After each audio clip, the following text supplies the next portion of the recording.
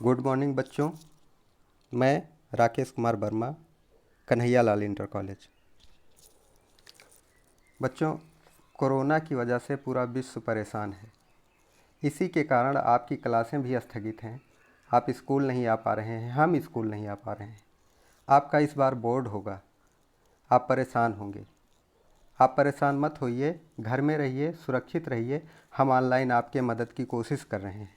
हम दावे के साथ कहते हैं कि आप हमसे जुड़े रहेंगे और निर्देशों का ईमानदारी से पालन करेंगे तो आप ज़रूर सफल होंगे। चलिए शुरू करते हैं। बहुत सारे टीचर्स जुड़ चुके हैं आपके इस ग्रुप से। आपकी क्लासें नियमित चल रही हैं। सामाजिक विज्ञान के भी श्री आसाराम जी और दीनदयाल सर जी आपको कुछ पढ़ा रहे हैं। इसी क्रम में हम आपको सामाजिक विज्ञान के जो एक दो पेपर बचे हैं उसके बारे में आपको बताएंगे। सबसे पहले हम आपको आपके पाठ्यक्रम के बारे में कुछ बताना चाहते हैं। जैसे कि आपको मालूम है कि अब यूपी बोर्ड में भी एनसीईआरटी का पाठ्यक्रम लागू हो गया है। यानी आपको वही किताबें पढ़नी हैं जो एनसीईआरटी द्वारा प्रकाशित होती हैं और सीबीएसई बोर्ड में पढ़ाई जाती हैं। अब लगभग पूरे भारत में एक सा सिलेबस हो गया है। तो अगर हम बात सामाजिक विज्ञान की करें तो इसमें 4 पेपर हैं। आप जब यूपी बोर्ड का एग्ज़ाम देते थे, या अभी तो आपने दिया नहीं है, इससे पहले जो यूपी बोर्ड के बच्चे थे वो भी भारत का इतिहास, भूगोल और राजनीति विज्ञान और अर्थशास्त्र, ये 4 विषय मिलकर के सामाजिक विज्ञान का पेपर बनता है। कुल मिला के यही है, लेकिन आपकी किताबें थोड़ी सी बदल गई हैं, थोड़ा सा उसमें चेंज हो गया है। जैसे आपका पहला पेपर है, मतलब उस किताबों का जो पहला भाग है या पहला पार्ट है समकालीन भारत। इसमें आपको भारत का भूगोल मुख्य रूप से पढ़ाया जाएगा, जिसमें प्रदूषण है, संसाधन है, प्राकृतिक संसाधन है, मिट्टी, नदियाँ, पहाड़ जो भारत से संबंधित हैं वो। दूसरा पेपर है आर्थिक विकास की समझ। ये अर्थशास्त्र से संबंधित है।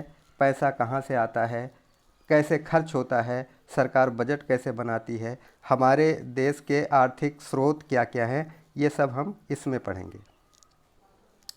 जो तीसरा पेपर है वो है भारत और समकालीन विश्व। इसमें मुख्य रूप से हम भारत का इतिहास और उससे संबंधित जो विश्व व्यवस्था है उसके बारे में पढ़ेंगे, मुख्य रूप से स्वतंत्रता आंदोलन या आधुनिक भारत के संबंध में। आपका जो चौथा पार्ट है वह है लोकतांत्रिक राजनीति, यानी जो सिविक्स का पार्ट होता था। इसमें हम लोग जो शासन व्यवस्था है इसके बारे में पढ़ेंगे कि सरकार कैसे बनती है, जो आप एमपी एमएलए चुनते हैं वो उनका क्या काम है, मंत्री का क्या काम होता है, राष्ट्रपति के क्या काम हैं और क्या अधिकार हैं, प्रधानमंत्री का क्या काम है, क्या अधिकार है, पूरी जो देश की शासन व्यवस्था है उसमें निर्णय लेने का किसका अधिकार है, उसमें आम आदमी की क्या भागीदारी है, ये सारी चीज़ हम लोकतांत्रिक राजनीति में पढ़ेंगे। आपको इतिहास शायद आसाराम जी पढ़ा रहे हैं, दीनदयाल जी भी कुछ पढ़ा रहे हैं। हम शुरू करते हैं समकालीन भारत, ये पेपर जो आपका पहला पेपर है। इसमें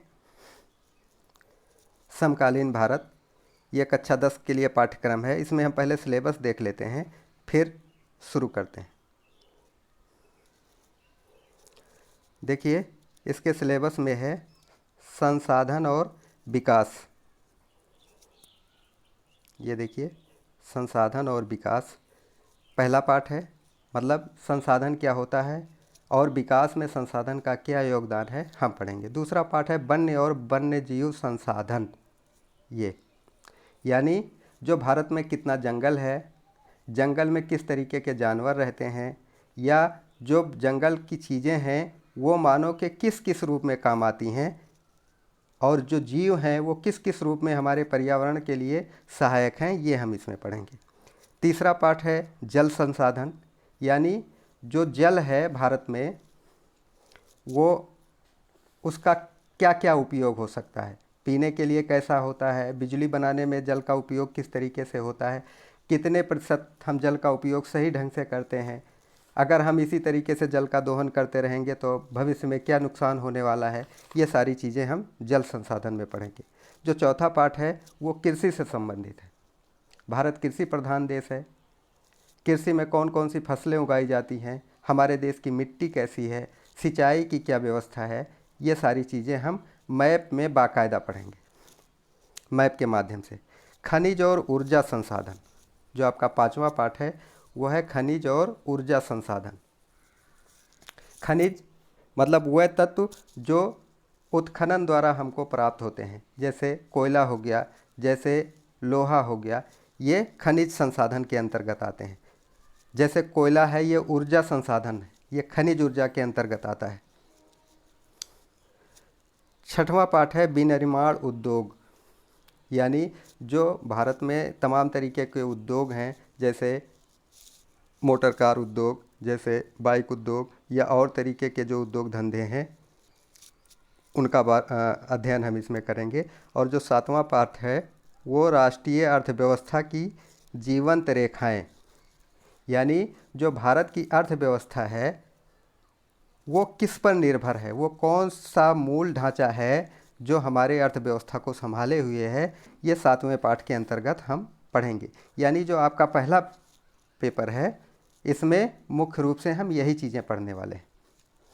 आपको पता होगा, अगर आपने अनुसार देखा है कि 10 नंबर का सवाल आता है आपके मानचित्र से, जिसमें 5 नंबर का सवाल रहता है कि पूछ लिया वह स्थान जहाँ पर गुरु नानक का जन्म हुआ था, वह स्थान जहाँ स्वर्ण मंदिर बना है, वह स्थान जो त्रिपुरा की राजधानी है।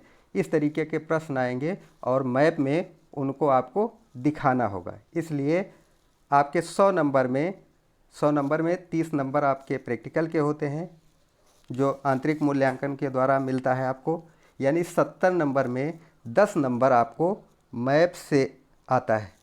यानी अगर आप मैप भर दें तो आप 5 मिनट में, एग्ज़ाम में 5 मिनट भी नहीं लगेगा, आप 10 नंबर का सवाल हल कर लेंगे। इसलिए आपको मैप बहुत अच्छी तरीके से मैप का अध्ययन करना है।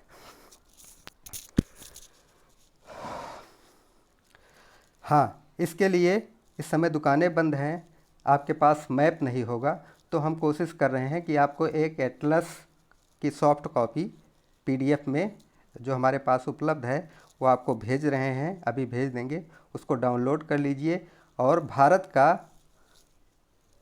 आप मैप का बढ़िया से अध्ययन कर लीजिए। भारत के तटवर्ती राज्य कौन कौन से हैं, भारत के कितने राज्य हैं, उनकी राजधानियाँ क्या हैं, जो प्रमुख स्थल है, जो प्रमुख मंदिर हैं वो कहाँ कहाँ बने हैं, मैप में वो कहाँ पड़ते हैं, ये आपको पढ़ लेना है। या जो नदियाँ बहती हैं वो कहाँ कहाँ हैं, हिमालय किस साइड में है, गंगा कहाँ से बहती है, कावेरी नदी कहाँ पे है, ये सारी चीज़ें आपको पढ़ना है। तो आप इसके लिए परेशान ना होइए, हम आपके मैप का भी अभ्यास करा देंगे, पर्याप्त अभ्यास करा देंगे, जिससे आपके वो 10 नंबर पूरे के पूरे आपको मिल जाएं। चलिए, अभी तो यही, और इसके बाद अब शुरू करते हैं हम जो नया वीडियो जो दूसरा अभी डालेंगे आधे घंटे बाद, वो होगा आपके जो पहला पाठ है संसाधन और विकास, उससे संबंधित।